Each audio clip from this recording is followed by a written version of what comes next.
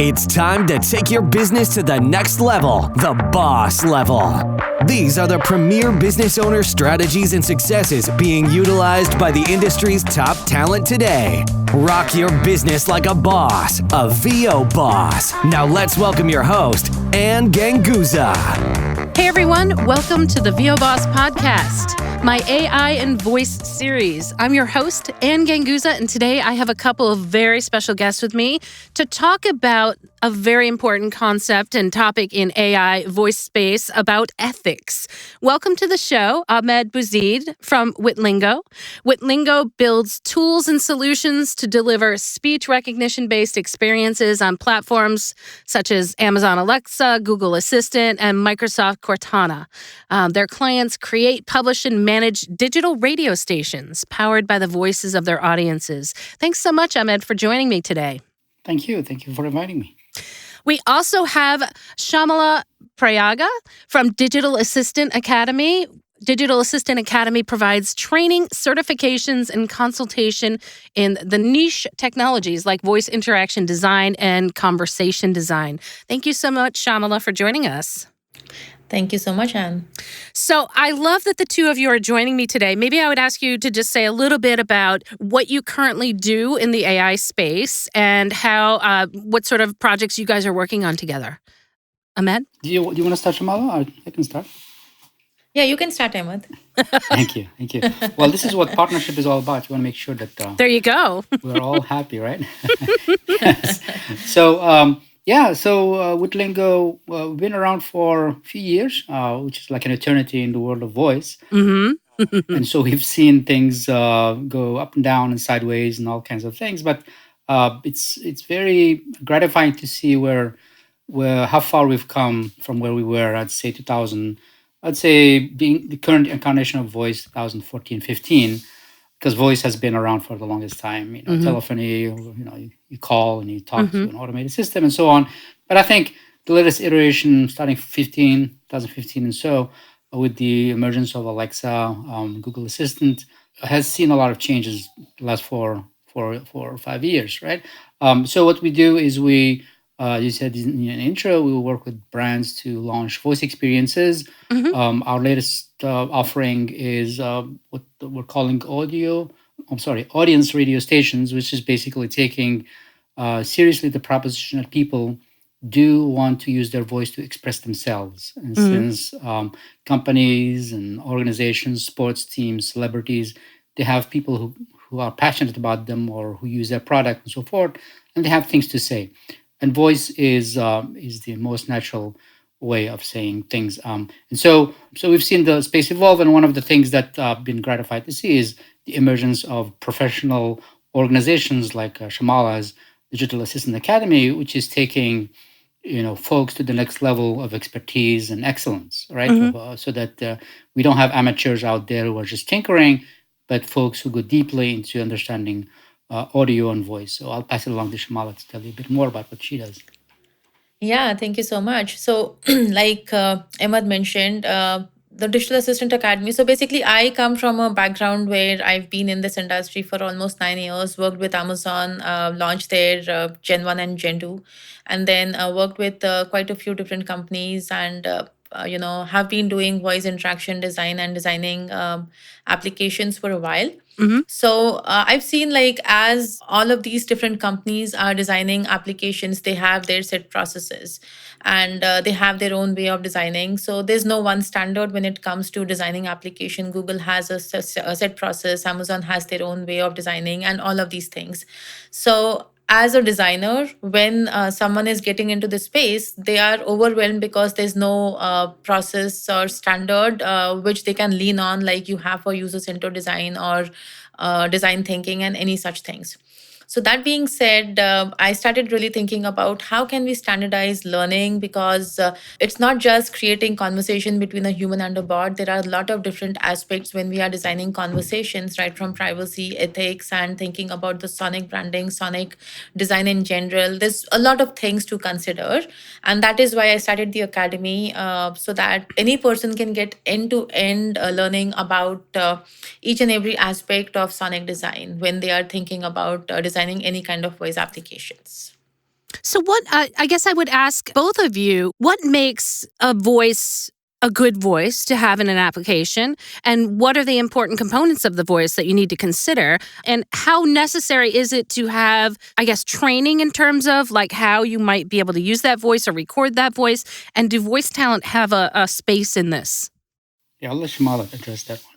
Yeah. So a lot of things, right? Mm-hmm. So, I mean, I like to take this analogy like when you interact with a person for the first time, based on how they look, based on how they talk, their body Mm-hmm. language, what they are wearing, all of those things, you immediately form a connection with them, Mm-hmm. or you would make an opinion about, how they are and all of those kind of things. So it's pretty much the same when it comes to any kind of voice applications, right? Because the moment you are talking to any kind of voice enabled system, you are not able to see that person Mm-hmm. because it's not a person, it's an AI system. Right. But the voice, the tone, and how it is interacting, how it is conversing, the voice, the choice of the words, the tone, the speech, and all of those things are equally important because those are all the components which build a conversational system, right? Or a Mm-hmm. sonic system.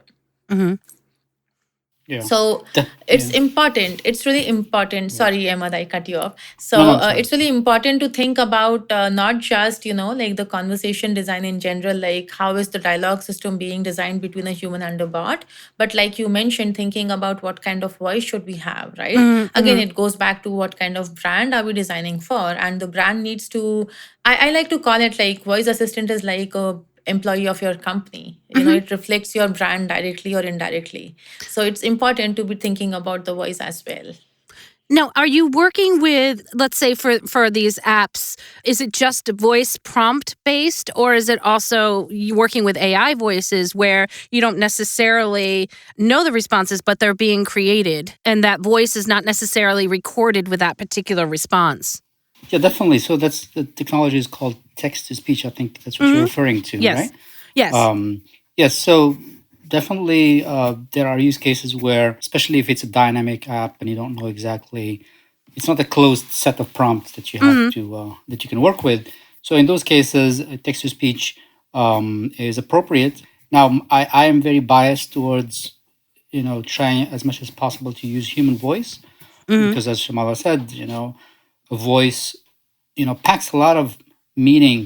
And I'll give you an example. What I mean by that. Like in one of our projects recently, it took 15 auditions from 15 different people for the customer to say that's the voice, right? Mm-hmm. So, I mean, to me, they sounded more or less the same, but to them, they had a sense of who they are and who their audience is, and so they cared, and so they just sifted and just pondered on, listened again until they found one voice amongst those that is that is exactly right. Mm-hmm. So in those cases where a brand really wants to convey a certain kind of feeling, the audience is older and therefore it needs to be of a certain seriousness but not too chirpy and so on and so on. Mm-hmm. Mm-hmm.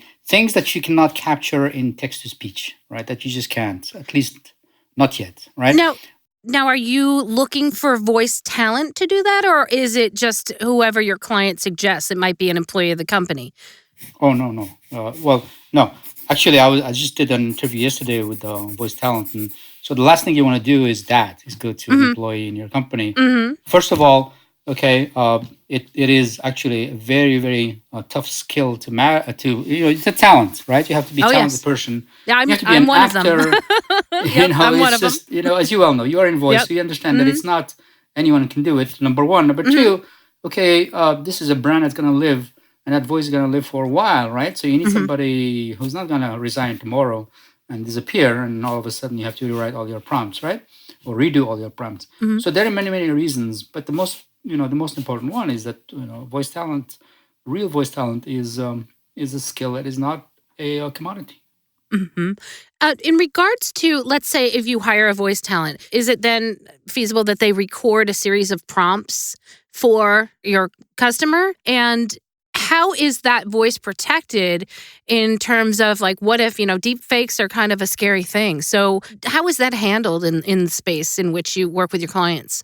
I mean, of course, like anything which is copyrighted, you will also Mm-hmm. have to think about copyrighting the voice, which you Mm-hmm. are, unless you are using out of the box text to speech engine like Amazon Polly and Mm-hmm. selecting one of their Matthew or Johanna voice, right? If Mm-hmm. you are designing a custom voice and working with a talent, definitely there are similar kind of copywriting techniques which you'll have to do, like you would do for any kind of copy or graphics or design. Mm-hmm. Okay. Ahmed, you, are you as well for your company or? Yeah, Mm-hmm. absolutely. I mean, the thing is, we our talents, we have sort of in-house talents, and Uh-huh. we have them be part of the company, Mm-hmm. and they have equity in the company, right? So they are Okay. deeply embedded. Mm-hmm. But outside talents, right? They need to protect themselves, right? So they have all kinds of arrangements, and we're always very flexible to ensure that, for example, there's no exclusivity or perpetuity and all that, right? There is no in perpetuity, or there is? I mean, whatever works for them, right, Mm-hmm. is up to them, right? Well, So, usually in perpetuity is one of the, it's kind of a yeah, word in our industry that we try to not have exactly, our voices right, being used in perpetuity. So, yeah, yeah, is that something that you help the talent navigate in terms of yes, the yeah, contract?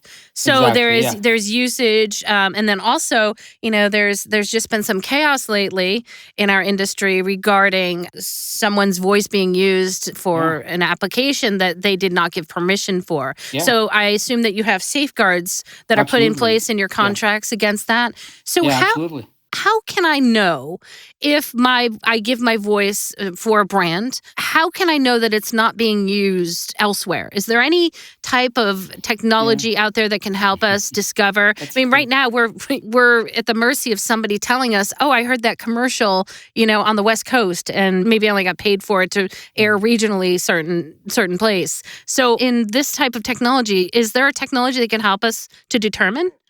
Well, that sounds like a great business idea, to be honest with you. Mhm. Honestly, yeah, I was thinking the Like same. I'm a thinking vocal like of giving up fingerprint. what I'm doing and just Like a starting that. like a vocal fingerprint, right? Or Yeah, yeah, and absolutely. I think that way, if your voice Yeah, was heard in any other application or yeah, in an ad or used in a yeah, place where it wasn't meant to be, we yeah, would know about it.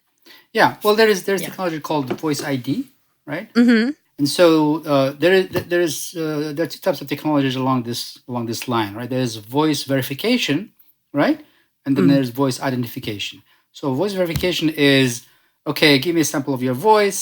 Mm-hmm. Okay, I have a sample of your voice.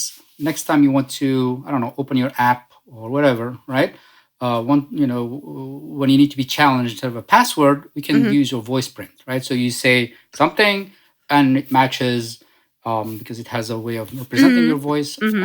and you pass, right? So that's Mm-hmm. voice verification. Voice ID is you have a database of audio samples, right? Mm-hmm. And then you hear an audio and you want to match it against your database, right? So Mm-hmm. that also exists, right? Voice identification exists, but the use case that you are mentioning here, I haven't heard of it before, but it's I mean, if the problem is there and there is a way to monetize, Mm-hmm. that sounds good. Because I think folks, for example, I think one of the reasons why apps that identify music came up is, there are people out there, I learned this many years ago, who go to bars and all that, and and what they do is they try to find someone who's using music, playing music without licensing it, right? Exactly. Right? And so there are Mm-hmm. apps that do that. I think that's one of the reasons why these apps took off. So I mean, they had a business purpose, and now they're being used by us just to find out what the song is and so on, Mm-hmm. Sure. right? So I think I don't know enough, to be honest with you, about the voice ID space, but that's an interesting use case there. Yeah, I think we would need to have something like that so that we can identify where our voices are being used. But that's a Um, great, yeah, it's a great point. There you go. So Yeah, I leave you definitely. two to go off and create the new Well, the, hopefully one of the listeners here is the going new to technology. get excited about this and do it. It's doable for sure. So let's talk about when you are talking to your clients about their sonic brand, what are the important things that you're telling them about voice specifically? I mean, is it something that if somebody comes to me and says, I want you to be the voice of my brand, like, do I need to educate them, or are you talking to people about it's important to maybe keep this voice as your brand? We need to secure it as only your brand, and maybe it's exclusive to your brand, and you don't want this voice to be talking about things that are outside of the brand, right? I would say the first thing is to tell them that they can't use somebody in their company Mm-hmm. to record it. So that's the first thing, is get them to take it seriously. And they quickly understand that they need to take it seriously because they start thinking about how should this sound.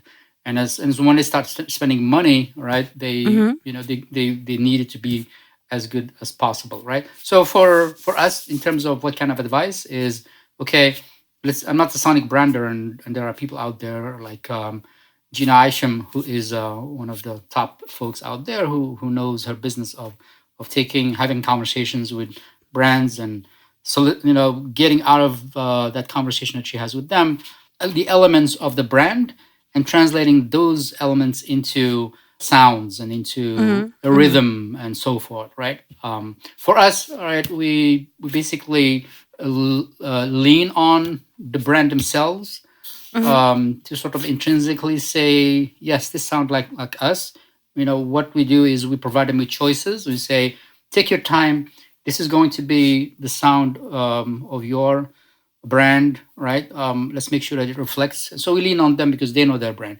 We just offer lots of choices, and we give them the basics of this is going to be living in platforms and Mm-hmm. being heard by lots of people. And so take your time, take it seriously. Let's not rush into it. And what I'm seeing a lot of the seriousness also happen on the IVR side. IVR, which is you pick up the phone and call, where you hear voices that clearly are not professional, many of them. Mm-hmm. But now I'm seeing a lot of these professional voices and so forth being used, which is a good thing. But beyond that, I'm not an expert, and so I just try to keep the basics taken care of. Shyamala, when you talk about your training, what sort of things are involved in the training when you're talking about like what makes a good voice interaction? Yeah, so a couple of things. So our trainings are very intensive, like 24 weeks long, and Wow. we believe that and we believe that conversation design is not just a dialogue between a human and a bot. So it's not just writing the conversations, but every aspect of what kind of sound are we choosing, or the text to speech engine, how do we tune that, and thinking about what kind of chimes, because when we talk about sonic branding, even the dings and the ear cons and all those kind of things which is part of your experience when someone is interacting is equally important, because with voice there are two modalities, right? One could be like you have voice with multimodal, one could be voice only. So how do you think about interactions, how do you think about reducing the cognitive load, and sound becomes an equal important part of that, because when there's no other way to show like I'm processing your request, or I understood what you said, or I did not understand, sonic design becomes important, because those chimes are telling the user like, okay, they have to redo something, or Mm-hmm. the system was not able to understand, right? Those are important. But at the same time, thinking about like the voice itself, like I mentioned, like what kind of text to speech system are we using, and what kind of tuning are we able to do that. So like Ahmed mentioned, there are two ways to do it, right? One thing is like you have a person recording the entire thing. Mm-hmm. That is a perfect solution when you are designing some sort of static solution where you Mm-hmm. have a bunch of FAQs and you're responding to that. But there are Mm-hmm. some kind of skills where that may not be possible, because you may be having some sort of dynamic knowledge source from where you are dynamically on the fly creating some sort of response, and the text to speech engine may have to play those things. So in those kind of scenarios, knowing what kind of how this system works, the text to speech system works, how to design the systems and then tune the system is equally important. But very important is understanding the technological aspect as well, because with voice assistants there's a lot of different technologies working in conjunction. So if I don't know how it is working, it will be really difficult for me to design a solution for that. So as a designer, those things are also equally important. Then comes like what do we show on the screen, because sometimes you have voice only, like I mentioned, sometimes you have multimodal experience, so you have to start thinking about the interaction design from that standpoint. I also like, okay, what do we show on the screen, how many results do we show on the screen, like we also want to make sure we are not adding a lot of cognitive load to the user when we are designing something. So every aspect of design, as you would be thinking about, has to be thought about in conversation design. And our training focuses on every aspect. But at the same time, there are other areas as well which we focus on. So with AI comes a lot of responsibility. like I mentioned, ethical responsibility. In the past, most of these assistants have been female by default. There could be any number of reasons why, but now people have started questioning those things.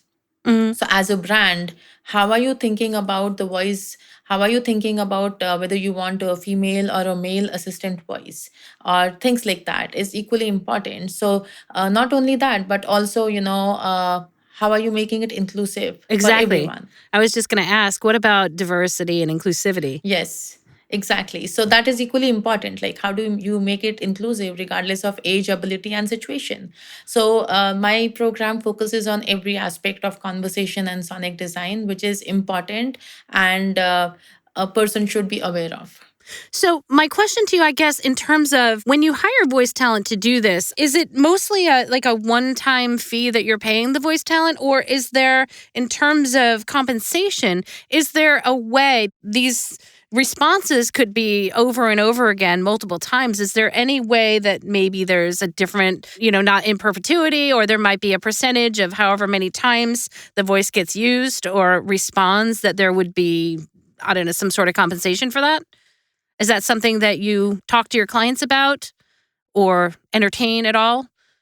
No, so I can tell you from my side of the world, like Mhm, how we do that. So when we build the solution, we work with the companies who are mhm, creating text to speech solutions, mhm, and they help us. Like, of course, they help us designing the text to speech system. So basically, how it works is. We do an agreement with them for creating a TTS engine or a mhm, TTS voice, which is custom to us and our needs. There's a shortlisting process which goes with a voice talent, right? There mhm, will be agreement saying, I want to go with this voice. There's a shortlisting process. And let's say we finalized a person. After that, of course, there's some sort of agreement which is happening via the voice talent company which we have worked with, saying like, this person will be paid for X number of hours, whatever number of hours the recording is. If there is some sort of agreement in terms saying your voice, you will become our brand voice, and you will not mhm, work anywhere else. We don't want this voice to be anywhere else. It's the mhm, kind of agreement and all which happens. mhm, That's a different team which will handle all of those things. mhm. What we do is we shortlist the voice talent and we work with the text to speech company who will tell us like we need X number of hours of recording from the voice talent. We give them the criteria as like, we want our voice assistant to have XYZ traits. So for example, we want our assistant to be calm, we want our assistant to sound like this. So all the personality traits of the voice assistant we will tell. So they will help us with the scripts and they Mhm. will work with the voice talent. So the talent is paid for the hours they have spent. And once that is done, using the AI and ML models and neural voices are created, right? We have a text to speech system. After that, the voice is ours, the TTS system is ours. And how many hours of TTS we use, all of those is an agreement which is between us and the TTS company, not the voice talent anymore. Okay. So my question is, how open are you in terms of, there is kind of a case that just kind of broke out in the last week about a person who had done a series of text to speech, probably a fairly large job a few years ago, and all of a sudden they became the voice of TikTok. And so anybody could make them say whatever they wanted to. And this was something that I feel like needs to be addressed in terms of number one, ethics, and number two, like contracts, in terms of like how is her voice being compensated, especially when there are, things out there like right now, I think TikTok offers some sort of content creator, funding for people who get so many hits with their videos. And I believe YouTube has now got something with shorts. And so there's a creator fund that helps to at least compensate the voice talent for that. Is that something that you guys would entertain thinking about that? Because in terms of the voice being used over and over again, I'm just curious about, do you feel that it's fair for the voice talent to have their voice being used over and over and over again for a brand and not necessarily being compensated after that initial set amount of hours? Yeah. Well, no, I don't think it's fair. Yeah. But here's my stand on Mhm. this, and anything that has to do with ethics really is, as soon as you get into the world of business, right? Mhm. Asking a business to behave in an ethical way or moral way right, is it's not going to take you very far, right? Because a business exists to make money, right? I think the way to solve it is through law, through regulation, and to protect, Yes, I these agree. talents, right? And so I think the more time you spend trying to convince me and Shymala and Google, developers and all to do the ethical thing, right? Yeah, sure. But when Google decides that they need to meet their core numbers or they need to have some optics and so forth, so they will not care about the ethics at all, right? They will just do what they need to do, because that's the nature of the beast.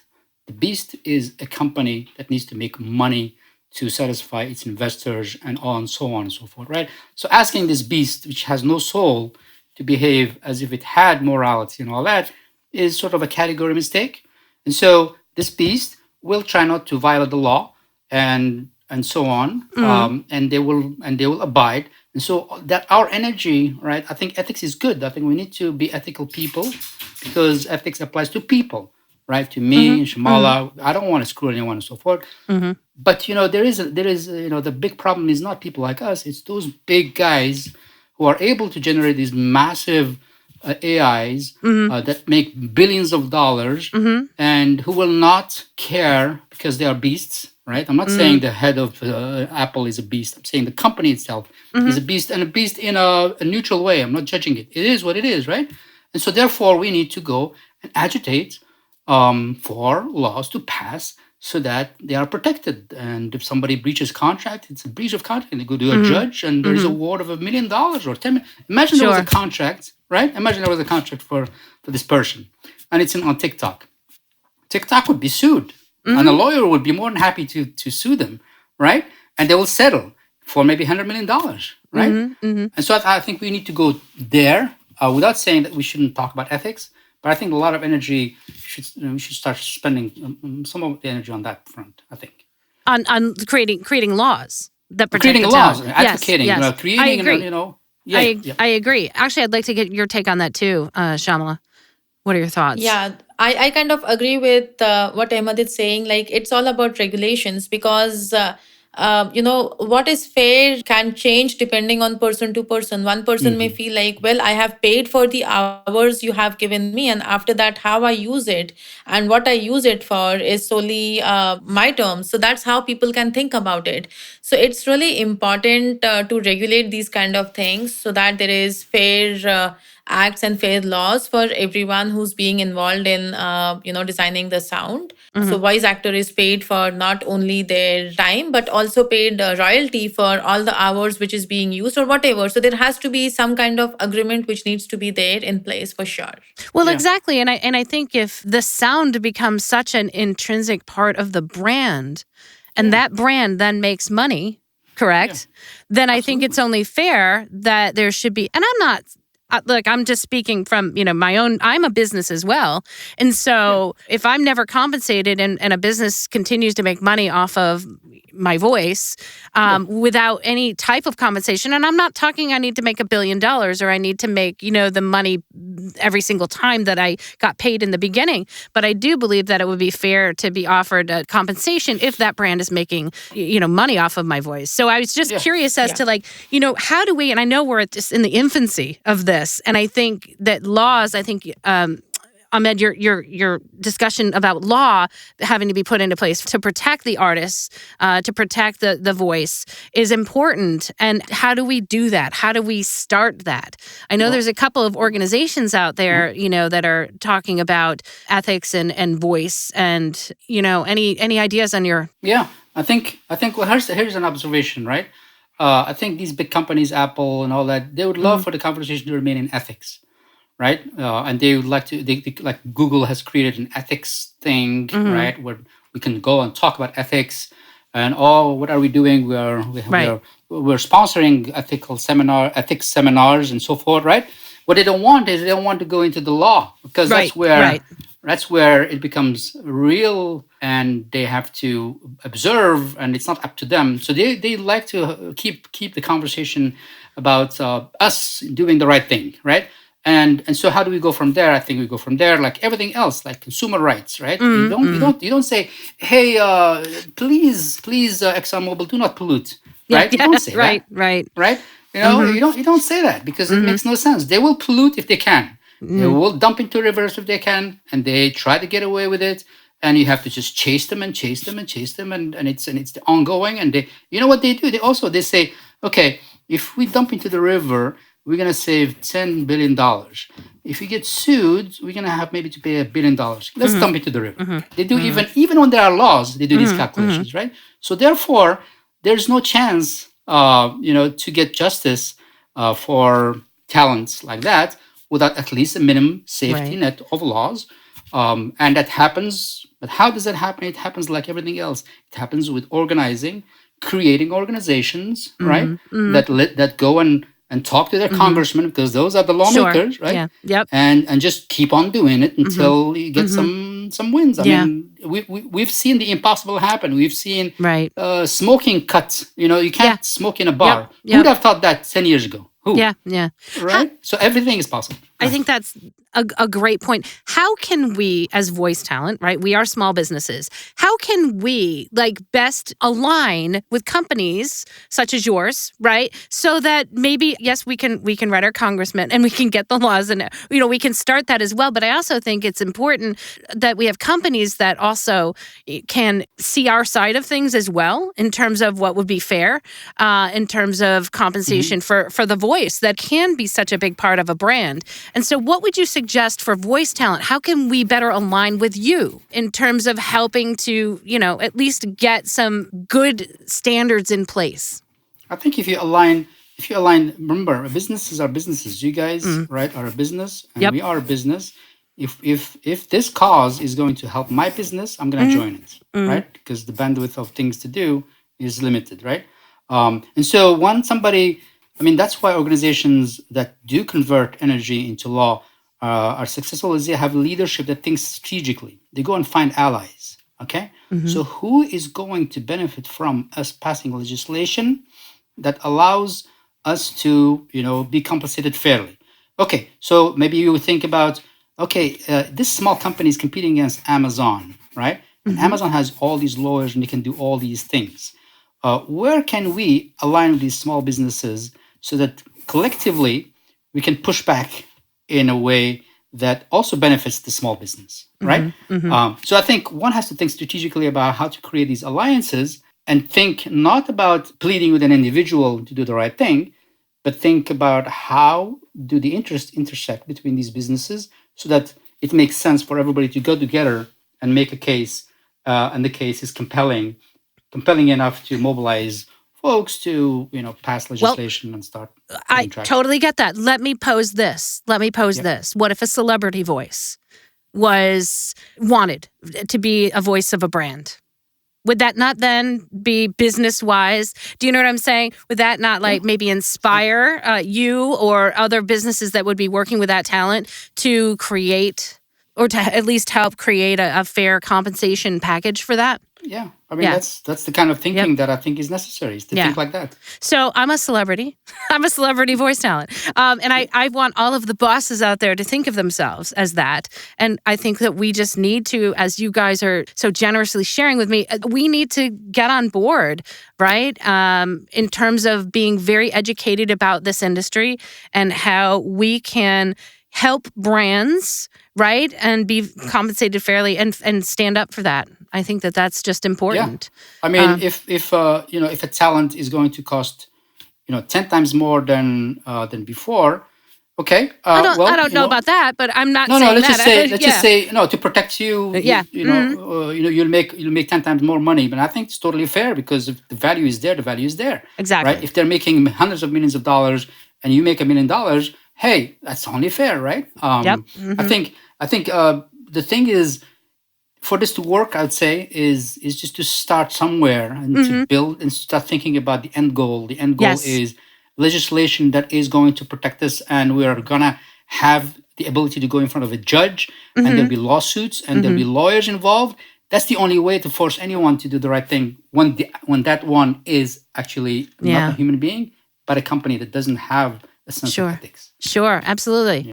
Yeah. Shyamala, your And thoughts? I would like to add, yeah, definitely. So these are all great points. What I think about it is two ways, right? Right now, uh, so I have seen voice talents who work in individual capacity. I've also seen services or companies who actually, through that company, the voice talent will be working with another company. So there are Yep. a lot of such companies where, like voices.com, you can go and find a voice talent, right? Yes. It's like a marketplace for voices. So there are these different kind of things.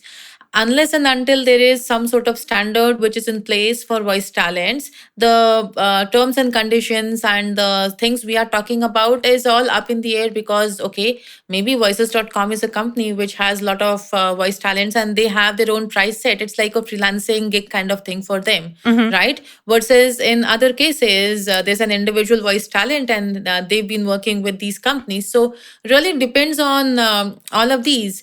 As a voice talent, all of them, all of the people who are working on similar kind of business, you have to come together and think about these are the terms and conditions we all have to stick to. Or it's Yep. like accessibility, right? Accessibility is like there are different kind of people which who needs to use the system, and accessibility is all about making it accessible. If you look at like 15 years back, a blind person may not be able to use the system as efficiently, and there were no rights or regulations for them. Or the same kind of thing for a person who may have hearing kind of disabilities.